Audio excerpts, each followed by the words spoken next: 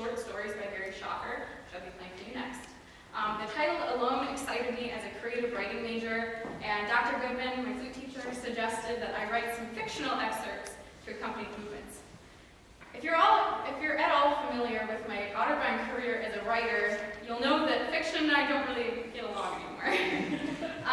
The 4-year-old wannabe author, Kristin, has not so slowly evolved into an unashamed poet, and I'm proud of my Otterbein journey and my strong relationship with spoken word poetry. Now I'd like to invite you to let your imagination wander during these short 7 movements. During this piece, magic is real. Birds fly just above your fingertips, and adventure is right outside your doorstep. Please enjoy the piece that started this crazy journey, and feel free to create your own short story.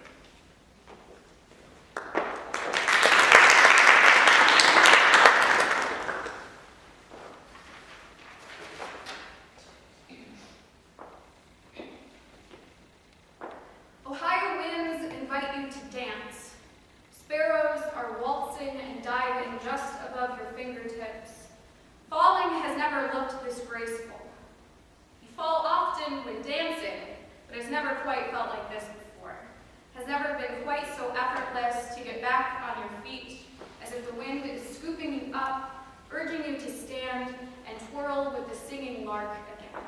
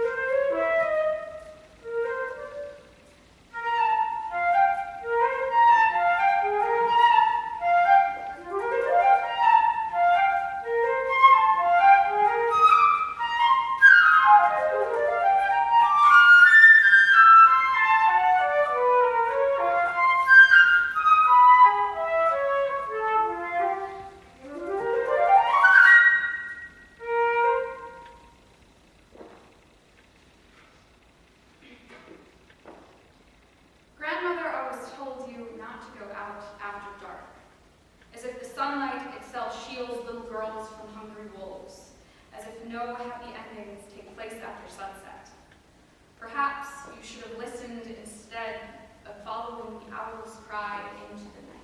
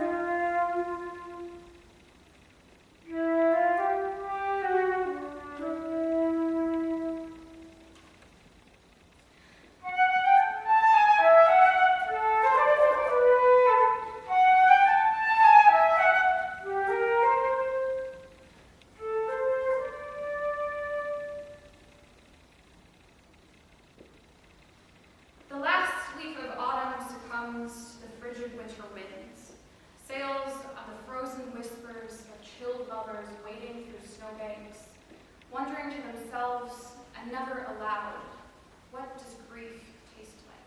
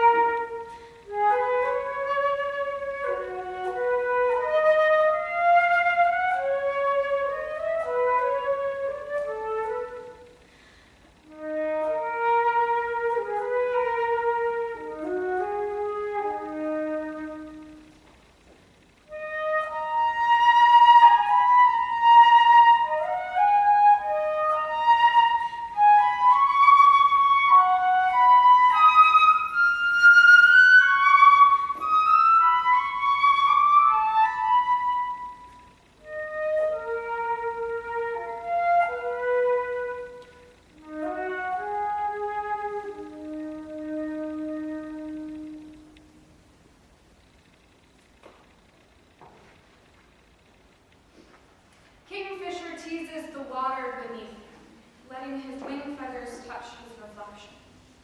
The optical illusion is perfect for only a moment before broken by ripples on the once glossy lake.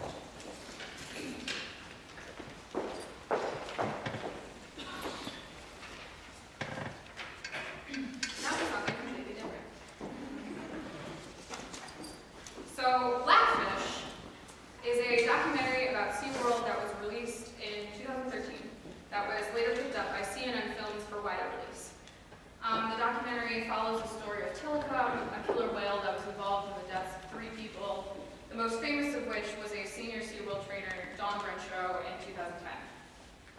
Moments before her death, Dawn was petting Tillicum in front of an open-air restaurant filled with people at SeaWorld Orlando. And according to ABC News, quote, Tillicum grabbed her long ponytail when she turned her back, pulled her into the pool, and began swinging her around in its mouth. Blackfish explores the lawsuits filed against SeaWorld, the poem Blackfish, and SeaWorld's response to its tragedy.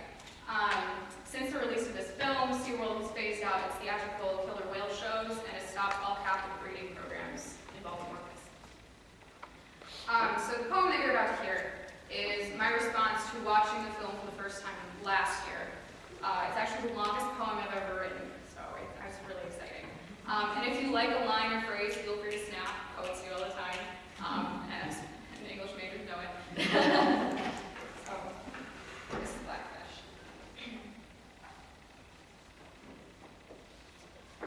Reactions to the CNN SeaWorld documentary Blackfish. 1. Some days I am the orca and others I am the seal. One hunting in a pack, part of a larger definition of self. One slipping on melting iceberg while humans film tragedy, film strong jaws cutting into flesh, film police brutality, film murder regardless of species. 2. The parking lot at SeaWorld Orlando is more than 10 times larger than the artificial lake that houses 7 orcas. There's no place to run, no place to hide from territorial females, from children leaving snotty fingerprints all over the glass of your too small home. There's no option for your existence that does not appease humans. 12,000 pounds of puppet pirouetting to stars and stripes forever. Profit is the American's main life source. 3. Glass-containing orcas was once merely sand, would have fallen to the bottom of the sea, would have let these whales swim free.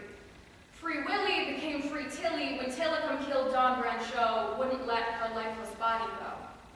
Coroner's reports say she drowned. The media did not mention the attack, claiming trainer accident over blaming the beast. The initial reports say that her ponytail was her Achilles heel, killed her in the end, but we all have heels, have ponytails, have hearts beating, bodies that contain more water than solid. It could have been anyone, the woman in the documentary says. Dawn was so careful. A safety expert swimming with killer whales without enough room to properly swim. An expert swimming with whales with kill in their name, a self-fulfilling prophecy. 4. Killer whales stay with their mothers for their entire lives, form familial pods of the same genes, have their own languages and dialects. What is it to say we are not whale? What is it to say that I return to my mother every chance I get, that I'm scared of leaving her for too long? What is it to say that blood is thicker than water, but will always disperse evenly given it has the room to do so? 5. The man on the documentary is telling how bombs were used to capture wild orcas. My mind is a model of the war zone that is Syria, of 1950s talking turtles telling you to duck and cover, of a popular video game logo holding his thumb up to the sky to measure the size of a mushroom cloud forming in the distance. Documentary man is telling how his team used to pick out the young ones like Sandy Hook didn't happen yet because it didn't in its freeze-frame world on Netflix. We are only after the little one, says another man with more beard than face, as if the United States doesn't beat every record in school shootings ever reported. As if it wasn't proposed that rocks were given to every teacher in a school district in Pennsylvania to protect themselves from shooters. At least humans have the ability to throw rocks and to vote. 6. The initial reports of Dawn Brencho's death sound like the drafts of a poem. Too many ideas buzzing around one's head like fruit flies before landing on the sweet truth, or close enough to the truth that it sounds sweet. The word attack is deemed too harsh, and SeaWorld soon settles on accident, letting the reader decide who wins in this game of blame. The poor orca, shunned from the world, taken from his Arctic home, or the thoughtless trainer that got in the water with him in the first place. Paint the victim as criminal. We've seen it countless times before. I cannot tell you how many mugshots I've seen of murdered black men How many family photos I've seen of white cops acquitted for murdering said black men. But Telecom is both black and white and capable of killing any race. But a killer can't lead us to equality, just like a dead trainer can't lead us to take orcas out of captivity. The last scene of Blackfish is of the interviewees on a whale watching trip, watching orcas swim naturally in pods made from love and not in capitalistic need to exploit others for profit. I think we can all learn something from the orca, something other than killing, something along the lines of caring for others as our own, of not being ashamed of taking up space, of not letting the cement walls break our will to live. Something about constantly moving in order to better ourselves, not fighting migratory patterns that always take us back to the ocean. Because Carl Sagan said we are made of star stuff, but we are made of ocean too. We are water and salt and beauty rolled into one. We are mammal and empathetic and capable of killing. We are more powerful than we will ever realize. We are stronger than the physical barriers that will always attempt to hold us. We are bodies of love and bodies of water. We are whales.